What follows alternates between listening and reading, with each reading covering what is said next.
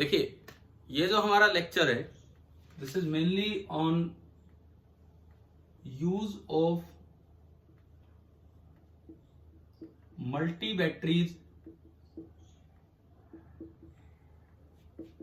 इन capacitive circuits.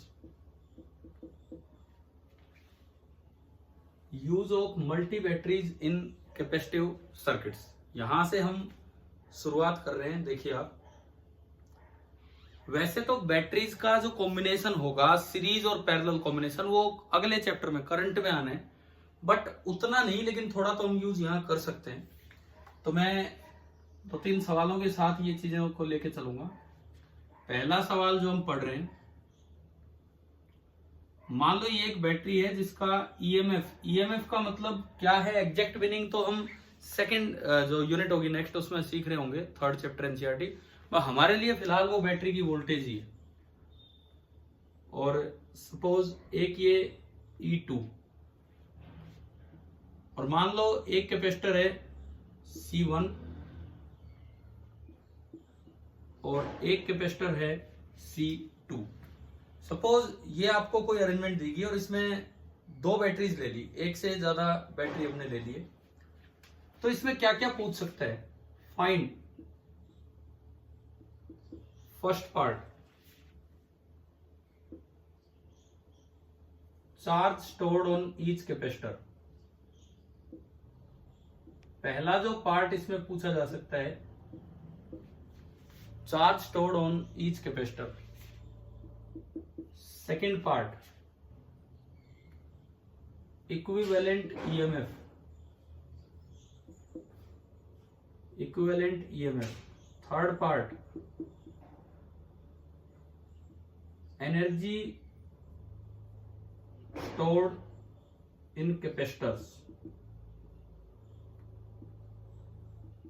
Fourth part, मान लो मैंने एक स्विच लगा दिया, सपोज एक स्विच लगा दिया और इनकी चार्जिंग कर दी। Work done by the sales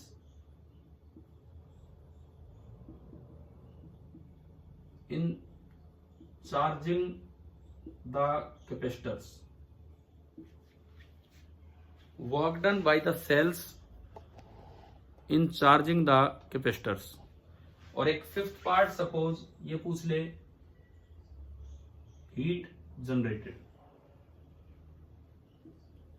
कुछ पिछली चीजों का रिवीजन, कुछ 2 कैपेसिटर आ गए हैं, 2 बैटरी आ गई हैं, तो उनका यूज। चलो आप एक बार ना ये नोट कीजिए पहले ना ये क्वेश्चन।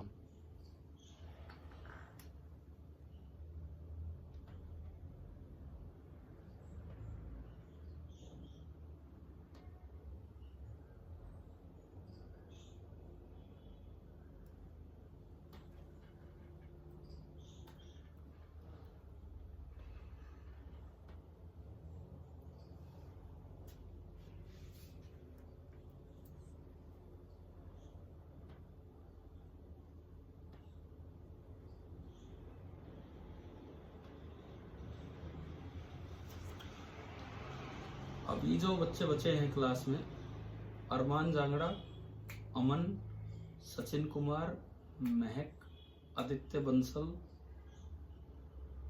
एंड खुशी। जतिन सोनी कहाँ गया? आयुष,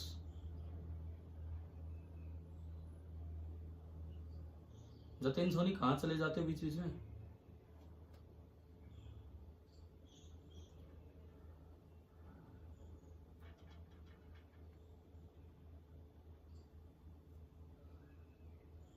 चलो भाई करें स्टार्ट ये।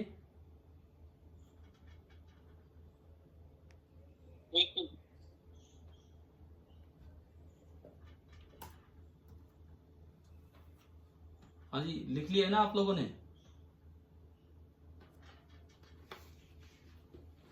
देखो, सबसे पहली बात, एक से ज्यादा बैटरीज इन्वॉल्व हैं, कुछ नहीं करना, हमें केवीएल लगाना आता ही है। ये 4-5 पार्ट हम सीख रहे होंगे अब इसमें।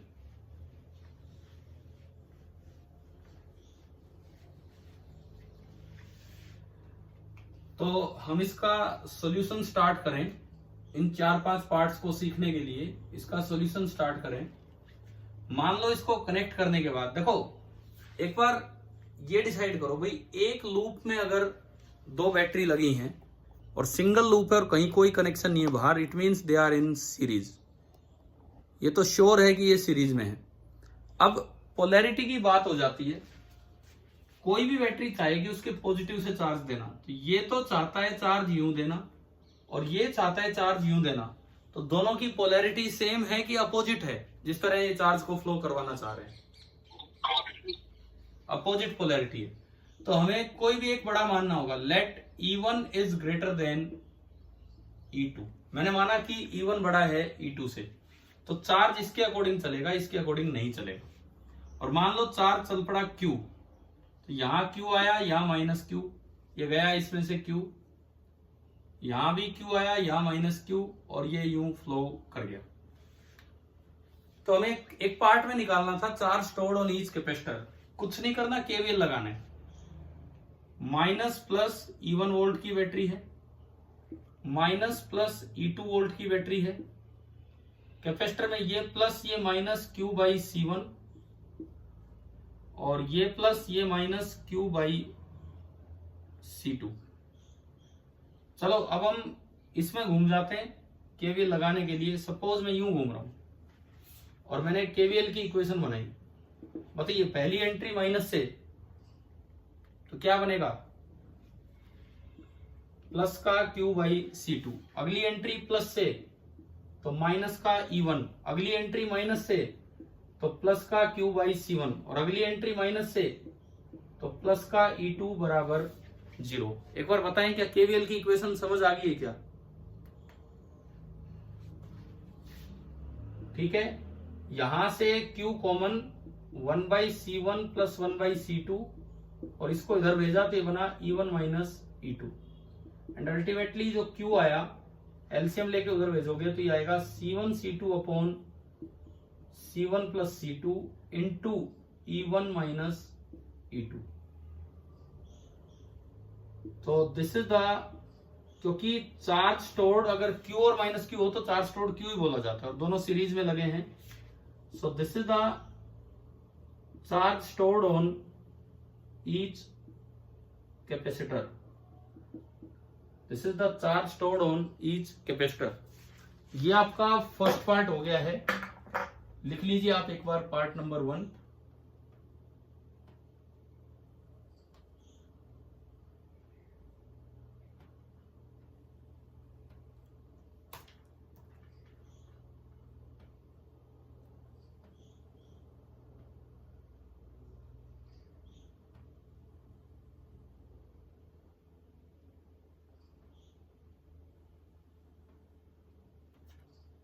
लिख लिया क्या आप? हो गया भाई आपका पहला?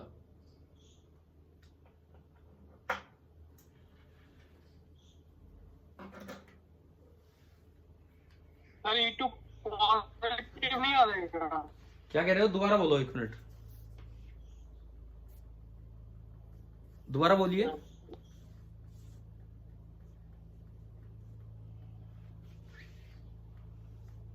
बोलो, आपकी आवाज नहीं आ रही।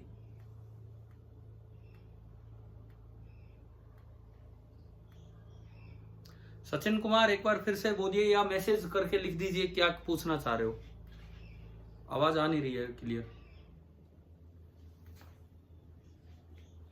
सर E2 पॉजिटिव आना, E2 पॉजिटिव क्यों आना चाहिए? एक बात बताओ, केवीएल लगा रहा हूं मैं, अच्छा केवीएल लगाया तो पॉजिटिव ही तो आ रहा है। यहां मैंने पॉजिटिव ही लिया है, जिस तरह से मैंने केवीएल लगाया है देखो बिल्कुल प्लस के साथ आया है, उधर गया तो माइनस हुआ है। वो क्लियर हुआ कि नहीं? नो सर, क्योंकि चार्ज पॉजिटिव से नेगेटिव गया ना उसमें, तो उससे क्या फर्क पड़ रहा है? केवीएल कैसे लगाते हैं हम? केवीएल कैसे लगाते हैं? अगर किसी एलिमेंट पे, एक बैटरी में हमेशा बड़ी लाइन पॉजिटिव होती है, छोटी लाइन नेगेटिव। केवीएल कैसे लगाते हैं? अगर पॉजिटिव से एंट्री ले रहे हो तो माइनस के साथ वो डिफरेंस लिखा जाता है, नेगेटिव से एंट्री ले रहे हो तो प्लस के साथ। केवीएल लगाते वक्त साइन जो है कभी भी चार्ज या करंट की डायरेक्शन पे डिपेंड नहीं करता है, वो उस एलिमेंट पे डिपेंड करता है, और एलिमेंट में ऐसा और हम यूज आ रहे हैं। क्लियर है कि नहीं बताओ? Yes sir. ठीक है, तो ये फर्स्ट पार्ट हो गया। अब मैं आता हूं सेकंड पार्ट पे। सेकंड पार्ट में आपसे पूछा होगा ई इक्विवेलेंट बताओ। तो अगर मैं इसको कंपेयर करूं एक सिंगल बैटरी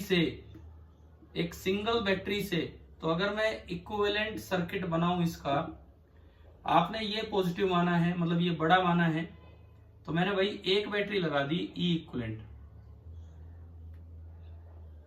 और एक कैपेसिटर लगा दिया सी इक्विवेलेंट, और मान लो ये चार्ज आए क्यू और Q minus Q.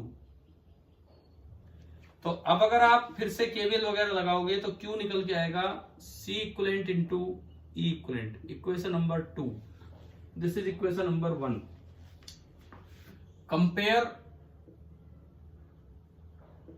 Equation number 1 and 2। तो अगर आप कंपेयर करते हैं तो सी इक्विवेलेंट तो कितना आ गया, C1 C2 upon C1 plus C2। ये आना भी चाहिए था क्योंकि ये सीरीज में लगे हैं, और सीरीज में सी इक्विवेलेंट क्या होगा, क्योंकि सिंगल लूप में सीरीज होता है, बाहर कुछ भी नहीं है। एंड एक नई चीज जो हम सीख रहे हैं, ई इक्विवेलेंट कितना आया, E1 माइनस E2।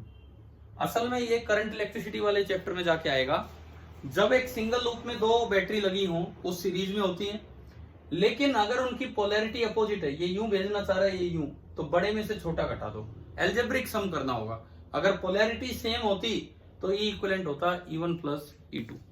ये आपका हो गया इसका सेकंड पार्ट, आप नोट कर लीजिए।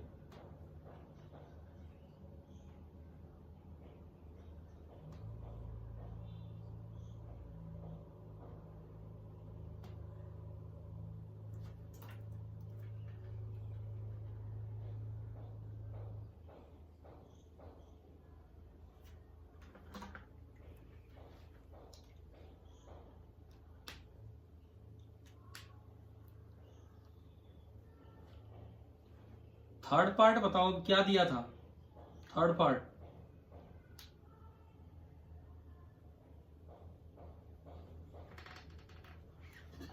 क्या लिखा था हमने बोर्ड पे, थर्ड पार्ट?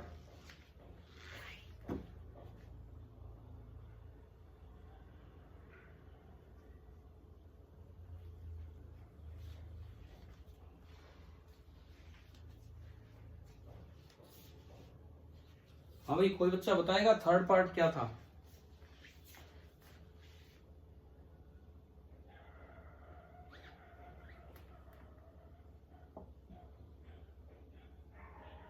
अच्छा, ये नोट हो गया है।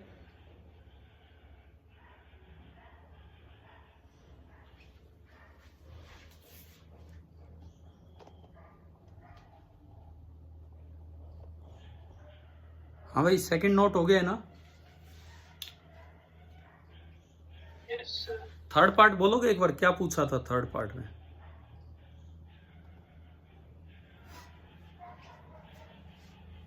Energy stored in capacitor. अच्छा, एनर्जी स्टोर्ड। जब हाफ सी वी स्क्वायर मत लगाओ, वोल्टेज तो पता ही नहीं इसके पास क्या है, इसके पास क्या है, लेकिन एक चीज बड़ी क्लियर है, हमें चार्ज स्टोर्ड पता है।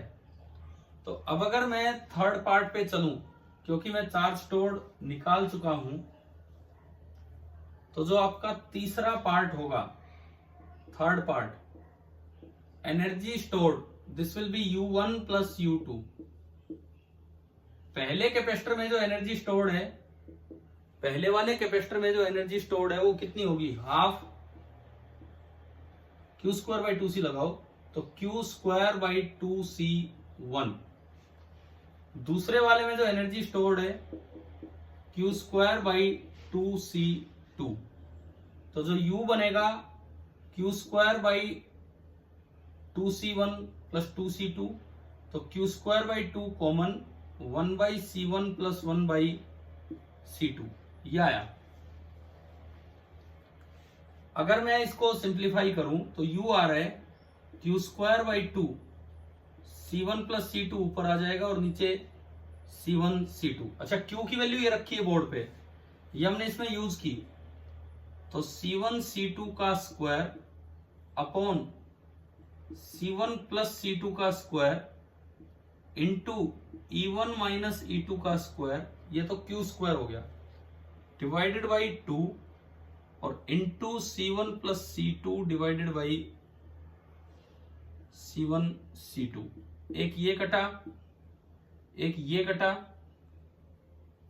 तो अल्टीमेटली जो आपका आंसर आया एनर्जी स्टोर्ड U का आंसर ये आ रहा है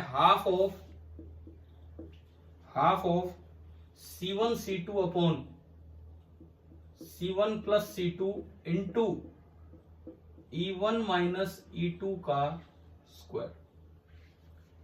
ये आपका निकल के आया एनर्जी स्टोर्ड। देख लो कहीं कोई कैलकुलेशन या लिखने में कोई गलती ना हो, बाकी ये आपका एनर्जी स्टोर्ड आ गया है।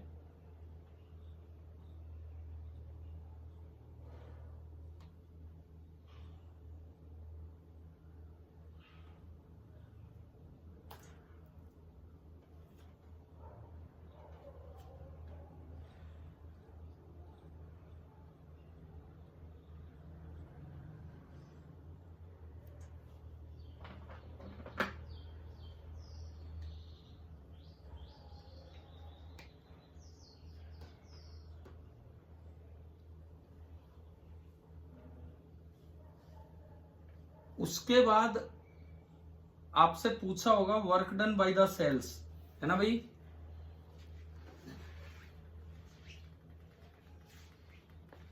अगला पार्ट क्या पूछा है, work done by the cell. तो work done by the cell. अब यहां दो सेल हैं, चलो अब आगे बढ़ते हैं। ये हो गया आपका एनर्जी स्टोर, लिख लिया ना ये।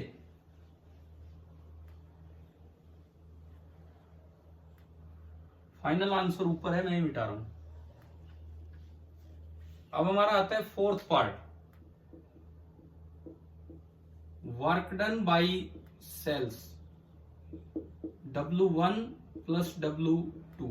मैंने इसको 1 बोला, ये E1 वाला और ये E2 वाला W2। E1 ने बताओ पॉजिटिव वर्क किया है कि नेगेटिव। E1 ने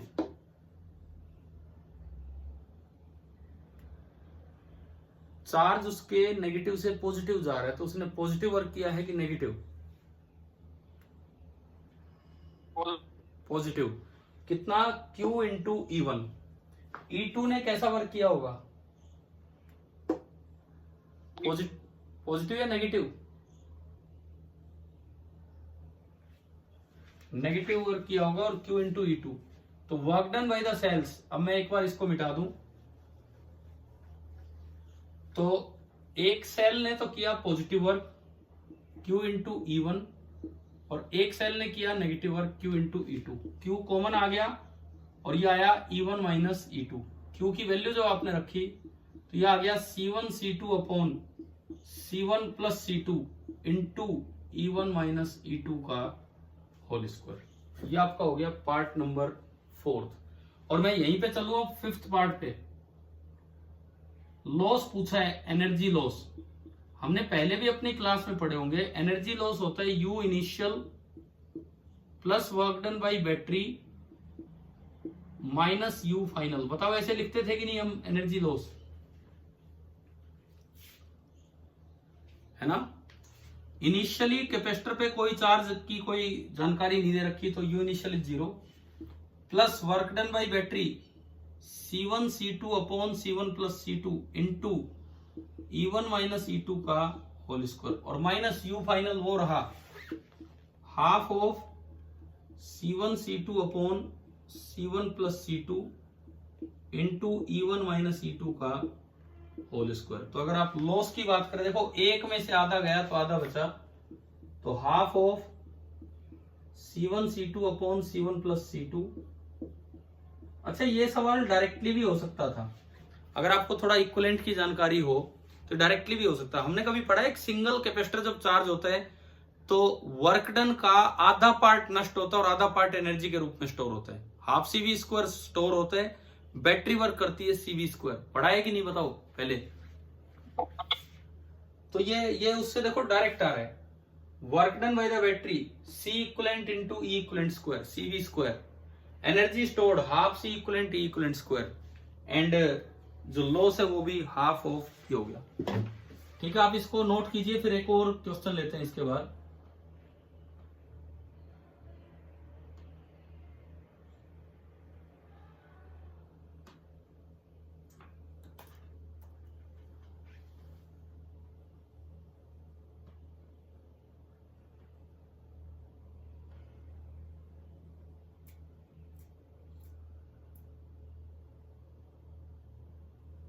ये जितेंद्र सोनी फिर फरार, ना जतिन सोनी, जितेंद्र नहीं जतिन सोनी। हाँ भाई सौरभ जी, एक बार अपना वीडियो ऑन करना।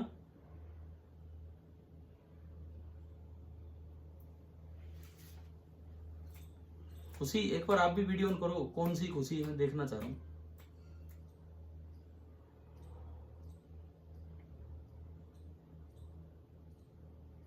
खुशी, अगर क्लास में हो और वीडियो ऑन कर सकते हो तो एक बार वीडियो ऑन कर दो, फिर आप ऑफ कर लेना।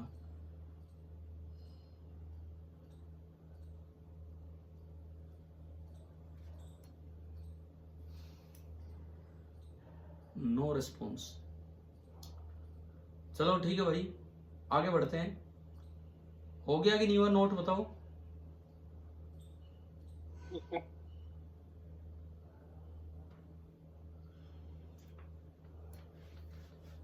देखो एक और क्वेश्चन लेते हैं इसी तरह, 2 बैटरीज पे ही।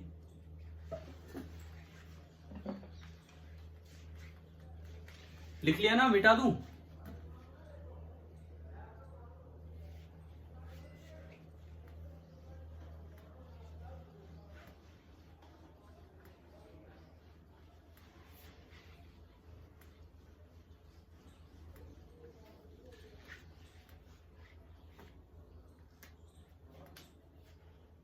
एक और सवाल लेते हैं। एक कोई बैटरी है इस तरह से, इसका ईएमएफ ई है, यहां पे एक स्विच दिया है जिसको कि हम कनेक्ट करेंगे, और इस स्विच के साथ एक कैपेसिटर लगा है, लेट इट बी C2, और ये जो नीचे वाली वायर है दिस इज वायर 1, और इस पे एक एरो इंडिकेटेड है इधर की तरफ, एरो इंडिकेटेड है इधर की तरफ वायर 1 पे। इधर एक और कैपेसिटर लगा है C1, इस साइड एक और कैपेसिटर है, और अब ये सिंगल लूप नहीं, हमने 2 लूप बना दिया। ये एक ईएमएफ ई है, एक और बैटरी उधर लगा दी, और नीचे एक ये है हमारी वायर 2, और इस पे एरो ऐसे लगा रखा है। एक तो आप ये सर्किट डायग्राम बनाओ। अब इसमें निकालना क्या है मैं एक बार लिख देता हूं। Find the amount of charge phloem, कितना चार्ज फ्लो करके जाएगा through wires, through wire 1 and wire 2, through wire 1 and wire 2 in the directions indicated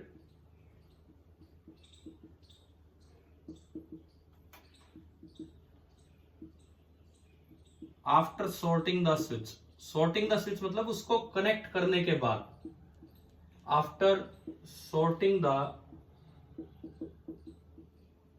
switch। लिख लीजिए एक बार ना ये सवाल।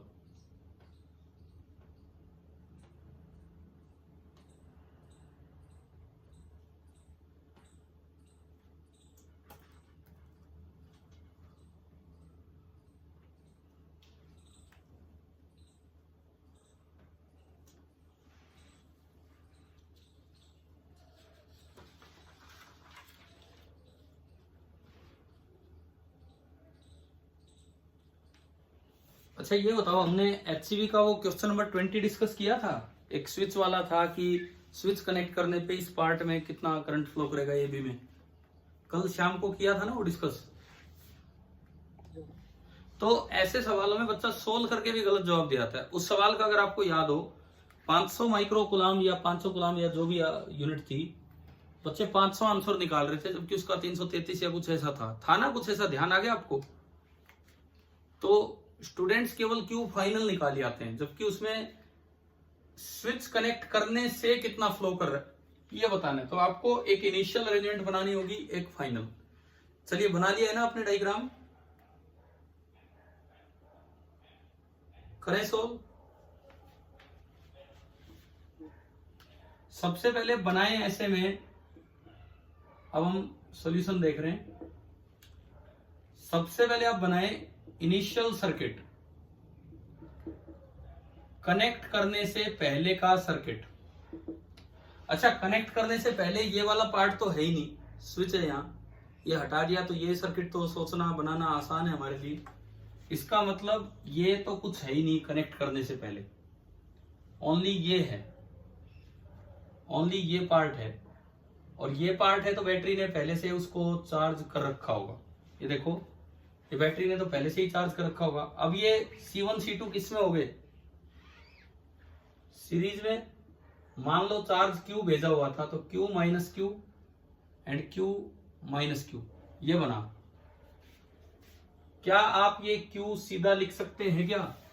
Q will be equal to C1 C2 upon C1 plus C2 into e तो हमने शायद सेम ही लिया होगा क्वेश्चन में, इक्वेशन नंबर 1। आप बताओ, आपको इनिशियल अरेंजमेंट समझ आया? इनिशियल डायग्राम इसको नहीं बनाओगे तो गलत ही आंसर आएगा। ये बनाइए, फिर फटाफट से फाइनल पे चलते हैं।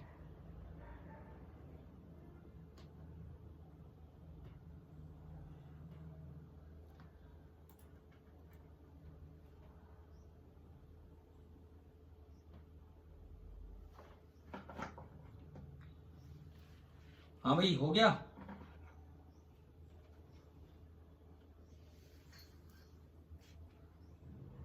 अरे हो गया ना?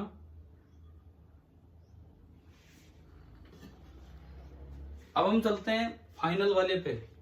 अच्छा, जब ये charge phloem through wire 1 wire 2 निकालना, उसके लिए पहले एक इनिशियल बना के रखो, एक आप बना के रखो फाइनल सर्किट, और फिर थोड़ा कॉमन सेंस से निकालना होगा कि चार्ज फ्लोन क्या है।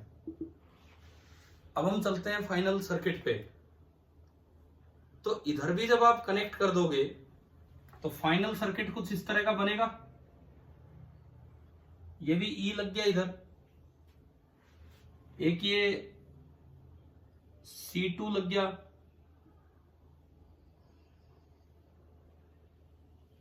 और इधर ये ऊपर था C1, और एक और ये बैटरी E। अरे बताओ, फाइनल अरेंजमेंट समझ आया कि नहीं? क्या बनाया हमने? ठीक है, फाइनल चार्जेस मान लो कुछ अलग हो गए, कुछ भी आप अलग मान सकते हो। सपोज C2 पे ऊपर Q2 आ गया, नीचे माइनस Q2, C1 पे इधर Q1 आ गया, इधर माइनस Q1। माना मैंने कि भाई अब फाइनली ये चार्ज है। तो सबसे पहले KVL लगा के Q1 और Q2 की वैल्यूज हम निकालें। देखो, ये माइनस प्लस ई, ये प्लस माइनस ई, ये होगा minus plus Q1 by C1, और ये होगा plus minus Q2 by C2। अगर मुझे Q1 चाहिए, अगर मुझे Q1 चाहिए, तो क्या बाहर बाहर एक लूप दिख रहा है जिसमें केवल Q1 आएगा, Q2 नहीं आएगा? तो हम लगा दें KVL इन आउटर लूप, बाहर बाहर के लूप में। मान लो मैं यूं घूम रहा हूं, सपोज मैं यूं घूम रहा हूं, तो मैंने पहली एंट्री माइनस से ली तो प्लस का E, अगली एंट्री माइनस से तो प्लस का Q1 बाई C1, अगली एंट्री प्लस से तो माइनस का E, और सब खत्म हो गया तो इक्वल टू 0। E से E कट गया और यहां से Q1 आ गया 0। बताओ एक बार, ये वाला स्टेप समझ आया कि नहीं? Q1 0, हाँ भाई बोलो, जल्दी बोलो। सर क्या क्या क्या? आपका नेटवर्क थोड़ा ऐसा है, आवाज ही नहीं आ पा रही है। बोलो, जल्दी बोलो। रिपीट करो। Once repeat again. रिपीट कर रहा हूं मैं। हमने फाइनल वो कनेक्शन करने के बाद ये मान लिया कि C1 कैपेसिटर पे Q1 चार्ज स्टोर हो गया और C2 कैपेसिटर पे Q2। फिर मैंने जो भी एलिमेंट है सबके पास प्लस माइनस वोल्टेज लिख दी। फिर Q1 Q2 निकालने के लिए हमने KVL के लायक लूप ढूंढा। KVL पूरे में बाहर बाहर भी लगा सकते हैं, तो मैंने पूरे में बाहर बाहर लगाया। पहली एंट्री माइनस से तो प्लस ई, अगली एंट्री माइनस से तो प्लस Q1/C1 और अगली एंट्री प्लस से तो माइनस का ई और इक्वल टू 0। ई कट गया और यहां से Q1 0 आ गया। बताओ समझ आ गया कि नहीं? अब Q2 निकालना है तो केवल इस लूप में घूम लो, केवल इसमें घूम लो, Q2 आ जाएगा। माइनस से एंट्री, पहली एंट्री माइनस से तो Q2/C2 और अगली एंट्री प्लस से तो माइनस ई इक्वल टू 0। तो अगर मैं यहां से देखूं तो मेरा Q2 निकल के आ गया E इंटू C2। अच्छा, फिजिक्स का पार्ट तो यहां खत्म हो जाते हैं। अब इसके बाद तो थोड़ा कॉमन लॉजिक लगा के चार्ज फ्लोन बताना है। आप पहले ये नोट कीजिए, फिर हम चार्ज फ्लोन पे आते हैं। ये नोट कीजिए एक बार।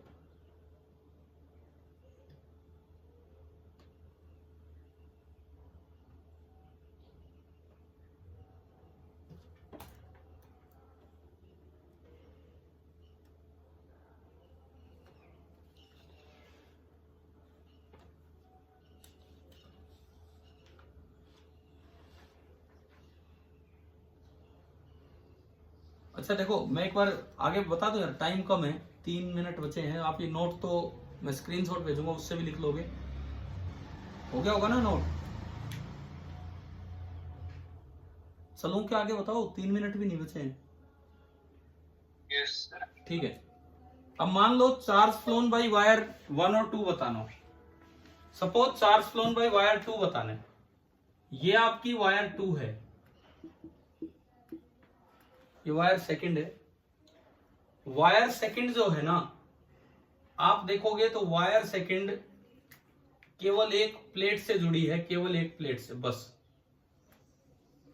जो भी वायर सेकंड चार्ज भेज रही है यहां जाके जमा होता रहेगा, उससे आगे नहीं जा सकता है।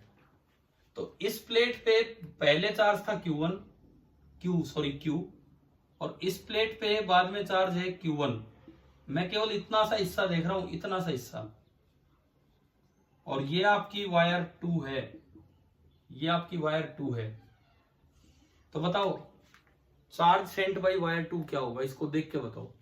प्लेट 2 पे पहले चार्ज था Q, बाद में चार्ज है Q1, तो चार्ज थ्रू वायर 2 कितना होगा बोलिए? डेल्टा Q वायर 2 का कितना होगा बताओ यार। यहां से एरो ऐसे दे रखा उन्होंने, पहले चार्ज था Q, बाद में चार्ज है Q1, एरो ऐसे दे रखा है तो बोला आपने सप्लाई किया है, तो फाइनल माइनस इनिशियल कर दो तो क्या हो जाएगा? Q1 minus Q। समझ आ गया क्या? हाँ भाई बताओ, जल्दी बोलो, समझ आ गया कि नहीं? अरे क्लियर है कि नहीं? वायर 2 जो भी चार्ज भेजेगी इस प्लेट पे जाके जमा होना, इससे आगे नहीं जा सकता है। तो Q1 minus Q, Q1 is 0 and Q ये रहा minus C1 C2 upon C1 plus C2 into ई।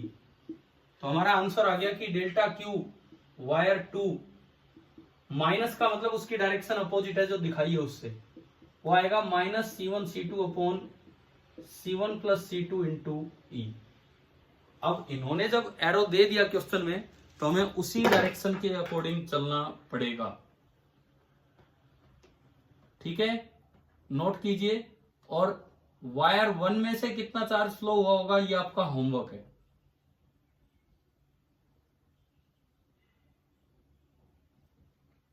वायर 1 में से कितना चार्ज फ्लो होगा ये आपका होमवर्क है।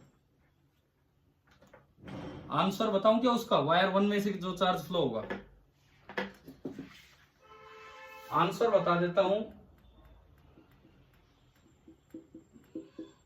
E into C2। अब आप ये अपना लॉजिक खुद लगाएंगे कि वायर 1 में से कैसे ये E इंटू C2 हुआ। ठीक है भाई, कल देखते हैं आगे।